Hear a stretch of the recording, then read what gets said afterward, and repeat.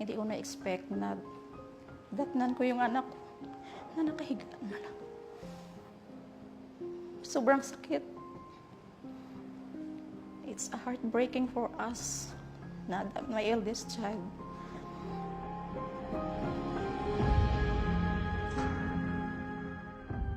Siya ay member ng EC for 5 years since his young age at 17. Sabi na may goal ako na gusto kong hit to be a successful businessman someday. Magiging mayaman ako. Yan. Hindi ko ma-explain yung sakit na nadaramdaman ko everyday nga palagi ko siyang isinaisip. April 16 at around 5:30, sabi niya sa tatay niya, pupunta lang ako sa Esplanade dahil ma-meet ko yung mga friends, mga old friends ko, at saka yung former teacher ko, na dahil may business meeting kami. So pinayagan naman ng kanyang tatay. Hanggang 10 p.m. at night, his mother texts him kung anong oras siya uuwi. Kailan pa matapos yung meeting niyo? Sabi niya, mga at around siguro na yun ng mga 11 p.m., mauwi na, matatapos natin itong meeting namin.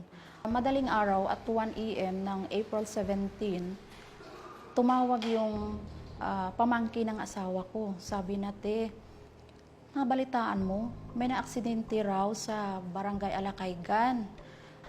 Sabi niya, parang anak mo yun. Parang hindi ako makapagsalita.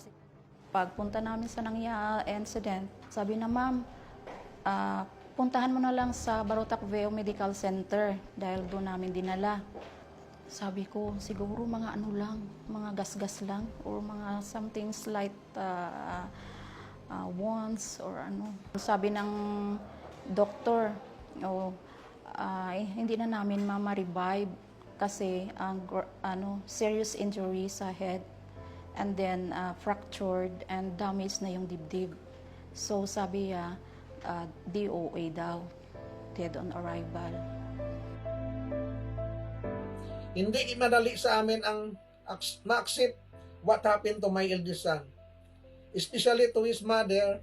Hindi ko na-expect na datnan ko yung anak ko na nakahiga na lang. Sobrang sakit. It's heartbreaking for us na my eldest child. Hindi ko nga alam na kumuha siya ng 2 package ng OBIs. Hindi naman siguro isinaisip na mangyari sa kanya yun. Na-secure siya lang siguro yung life niya. Since Nerijan left us some amount from the accident insurance from the Orbis Victus International, ilalaan ko ito para sa mga 2 younger brothers niya sa kanilang studies at kung ano pang masusuportahan sa kanila. Dahil yan naman ang gusto ng anak ko. Always saying, hindi ka magpa-stress na. Just smile and be happy. Thank you very much, Orbis Victus International. More power to your company and God bless. Marami pa kayong matutulungan.